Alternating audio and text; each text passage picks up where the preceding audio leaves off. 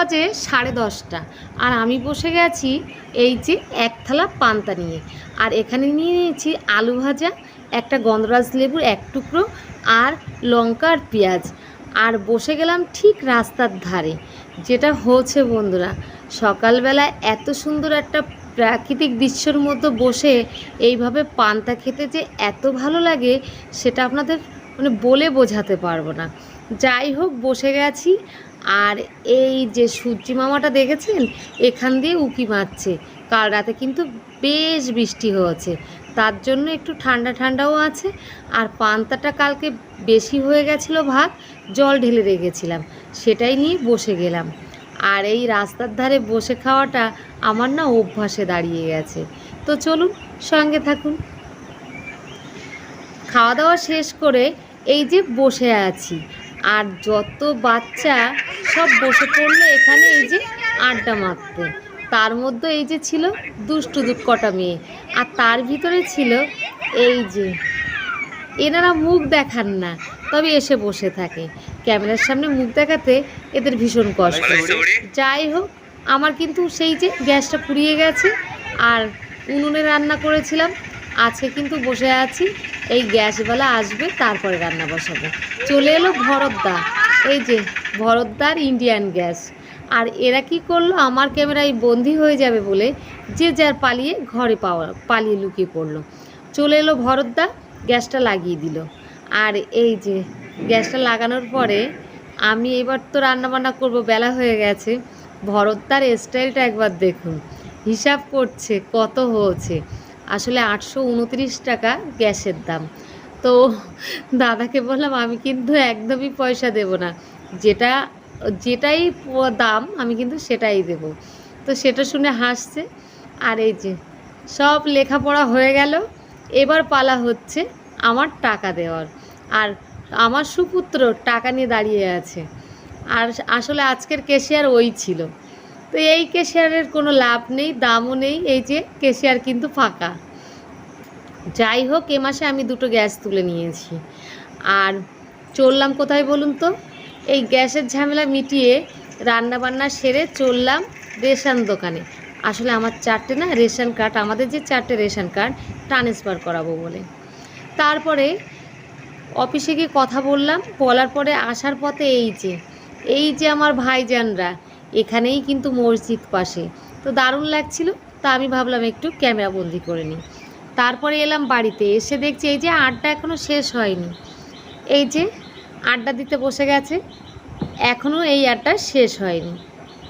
তারপরে বসে গেলাম এই যে ভাত নিয়ে। সকালবেলা আমরা পান্তা খেয়েছিলাম, আর তারপরেই ওর বাপি এসেছিল, তো সেই জন্য আমি না আবার গরম ভাত করেছিলাম। তো এখানে থাকলে ভাত খাওয়াটা আমাদের এত বেশি হয়ে যায়, এই যে গরম গরম ধোয়া ওড়ানো ভাত রেখে কি থাকা যায়, তাই নিয়ে বসে পড়লাম। এই যে খেয়ে দিয়ে কী করব, যাব অনুষ্ঠান বাড়ি। আর তারপরে এলো সেই সময়টা দুপুরবেলা। আর প্রতিদেব, আমি, আমার 2টো সুপুত্র, আমরা সবাই গুছিয়ে নিয়েছি এই যে ষষ্ঠী পুজো। আসলে পাশে একটা দাদা ভাইয়ের ছেলে, তার ষষ্ঠী পুজো, তাই সেখানেই যাচ্ছি। আর তার জন্য গিফটটা নিয়ে নিলাম, থালা গ্লাস। যাই হোক, চললাম। এই যে খুব একটা দূরে না, তাই গাড়িতে উঠতে হয়নি। ঠিক আমার বাপের বাড়িতে যে পুকুরটা আছে, যেখানে আমি বারবার দেখাই লাল শাপলা, ঠিক সেখানটাই এই বাড়িটা। তো চলে এলাম অনুষ্ঠান বাড়িতে। এখানকার অনুষ্ঠানগুলো একদমই অন্যরকম হয়, কলকাতার মতো না, কিন্তু দারুণ একটা মজা থাকে। ঝকঝকে চকচকে না হলেও এর মধ্যে একটা মজা থাকে অনেকটাই। আর এসে দেখছি অনেকটা ভিড়, তাই দাঁড়িয়ে গেলাম। আর এই যে ফাঁকা হবে তারপরে তো বসবো। এখানে একটা সিস্টেম আছে, সবাই যখন খাওয়ার ঠিক লাস্টের মুহূর্তে, মানে দই মিষ্টি দেওয়ার সেই মুহূর্তে সবাই চেয়ার ধরে পিছনে দাঁড়িয়ে থাকে, ঠিক আমরাও দাঁড়িয়ে আছি। আসলে এই দাঁড়ানোটার মজা যে এত সুন্দর, সেটা কাউকে বলে বোঝানো যাবে না। ছোটোবেলা থেকে এরকমই আমরা অভ্যস্ত। আর চলে এলাম এখানে খেতে। কে কে বলুন তো? আমার বাবা, আর ওই যে আমার দাদার মেয়ে, আর আমার প্রতিদেব, আমার ছোট সুপুত্র। তারপরে গুটি গুটি পায়ে চলে এলাম এই যে রান্নাঘরে। এখানেই কিন্তু রান্নাটা ছিল। তবে আমি ভিতরে সব রান্নাটা দেখাতে পারছি না, এইভাবেই দেখিয়ে দিচ্ছি, খাওয়ার সময় দেখাবো। আর চললাম কোথায় বলুন তো, এই যে গিফটটা নিয়ে ছোট্ট একটা পুচকু, ষষ্ঠী পুজো হচ্ছে, 21 দিনের ষষ্ঠী পুজো, সে আর থালা গ্লাসে কি খেতে পারবে? আসলে আমি দিয়েছি। সবাই জামা বা রুপোর কিছু দিচ্ছে, জামাটা দিলে ভীষণ ছোট জামা, কদিন পরে আর পরতে পারবে না, তাই ভাবলাম একটা থালা গ্লাস দিই, বড় হয়ে অন্তত ভাতটা খেতে পারবে।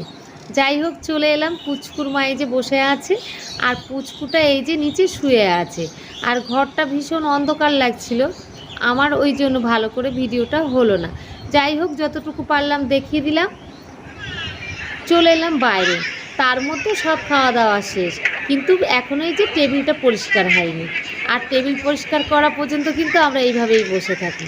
আর টেবিল পরিষ্কার হয়ে গেলে এবার কিন্তু আমরা খেতে বসবো। যদি এভাবে দাঁড়িয়ে না থাকতাম তাহলে অন্যেরা দাঁড়িয়ে থাকতো, তখন কিন্তু আমরা বসতে পারতাম না। যাই হোক, টেবিল পরিষ্কার হয়ে গেছে, আমাদের প্লেট আর গ্লাস দিয়ে দিয়েছে। আর এই যে পাশে একটা ভাবি ছিল, আমি তো হাতে ক্যামেরা করছি, বললাম ভাবি তুমি একটু জলটা ঢেলে দাও। যাই হোক, নিয়ে নিয়েছি বা হাতে ক্যামেরাটা। এবার এই যে থালাটা ধুয়ে নেব, আর থালা ধুয়ে নেওয়ার পরে মেনুতে কি কি থাকবে সেটা কি আমি আপনাদের দেখাবো না? নিশ্চয়ই দেখাবো, ধৈর্য ধরুন।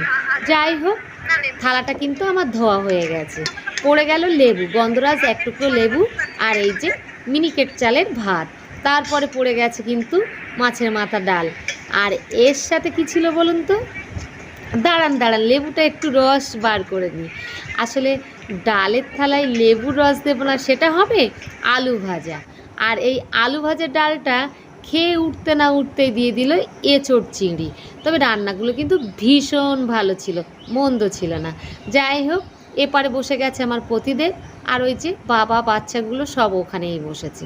এই টেবিলে আমার জায়গা হয়নি, ওই যে ক্যামেরা করতে করতে দেরি হয়ে গেছে, অন্যেরা বসে গেছে।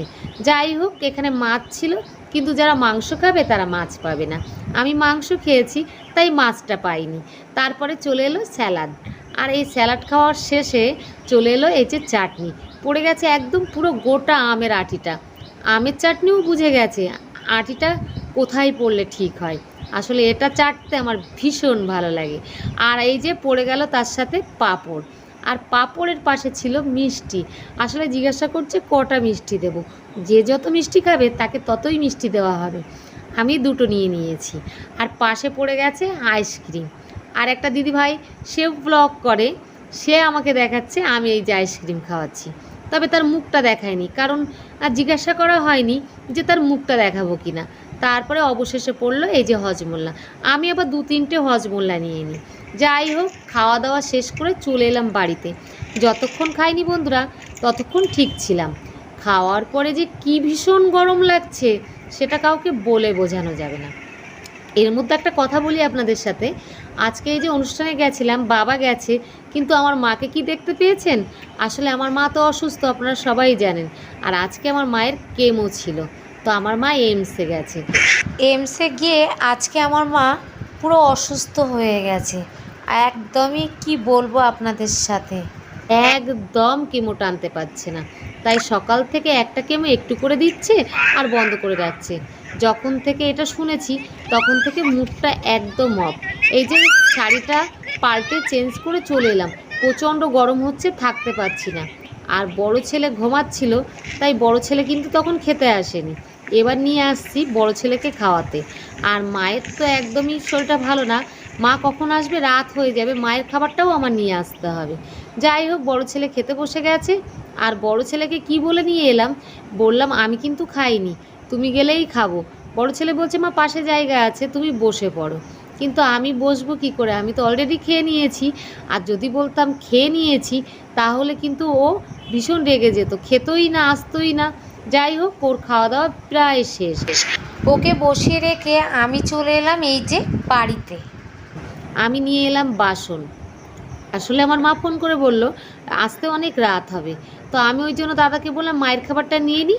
আমাদের গ্রাম অঞ্চলে এটাই চলে, যদি আমার মা আসতে না পারে, বাবা না আসতে পারে, তাহলে যে নেমন্তন্ন বাড়িতে যায় তারা কিন্তু আমার মা বাবার খাবারটা দিয়ে দেয়, বা কখনো আমি গেলাম না, এরকম সিস্টেম।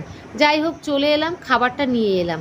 আর নিয়ে আসার পরে এত গরম হচ্ছে, যতক্ষণ খাইনি বন্ধুরা ততক্ষণ ভীষণ মানে কি বলবো ভালো ছিলাম। যাই হোক, হ্যালো বন্ধুরা, আমি রেখাস ব্লগে আপনাদের সবাইকে অনেক অনেক স্বাগতম। আশা করছি আপনারা সবাই ভালো আছেন, আমিও ভালো আছি। আপনাদের আশীর্বাদে, ভগবানের কৃপায় একদম সুস্থ আছি, একদম ভালো আছি। আর খাবারটা কিন্তু নিয়ে নিয়েছি, এটা আমার মায়ের খাবার। আর এই যে চললাম বাড়ির দিকে। আর বাড়ির দিকে যেতে গিয়ে যেটা হচ্ছে, আমি না এই যে ড্রেসটা পরেছি পায়ের নিচে পর্যন্ত, তো যখন গামলিটা ধরে হাঁটছি তখন আর মোটেই হাঁটতে পারছি না। আসলে হাঁটতে পারছি না এই কারণে পায়ের নিচ দিয়ে বেঁধে যাচ্ছে। চলে এলাম বাড়িতে, আর সন্ধ্যা হয়ে গেছে। ভিতরে ঘরের ভিতরটা মনে হচ্ছে না অনেকটা রাত। এই যে লাইটটা জ্বেলে দিয়েছি। আর কি খাবার নিয়ে এসেছি, এই যে যা যা রান্না হয়েছিল দেখিয়েছিলাম মেনুতে, সেটাই নিয়ে এসেছি। আর যাই হোক, ভাতটা দেখালাম না। এবার বাইরে যেটা হয়েছে, বাইরে চলে এসেছে ঘোষ দাদা গায়ে দোয়াতে। আমি চললাম এই যে দুধ নিতে। আর গামলিটা নিয়ে চললাম কোথায় বলুন তো, বাপের বাড়িতে। বাইরেটা কিন্তু অনেকটাই আলো ছিল আর ভিতরটা ছিল অন্ধকার, যে জন্য মনে হচ্ছে রাত 12টা বাজে। তো এই যে চললাম বাপের বাড়িতে। আর এই যে গামলিটা নিয়ে নিয়েছি, নিয়ে নেব দুধ। এই দুধটা ফুটিয়ে রাখবো। এই যে ঘোষ দাদা গায়ে দোয়াতে গেছে আর বাবা দাঁড়িয়ে আছে।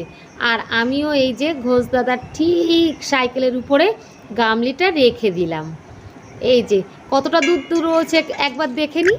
চলুন দুধটা একবার দেখে নিই। এই দুষ্টামিগুলো কিন্তু আমি ভীষণ করি।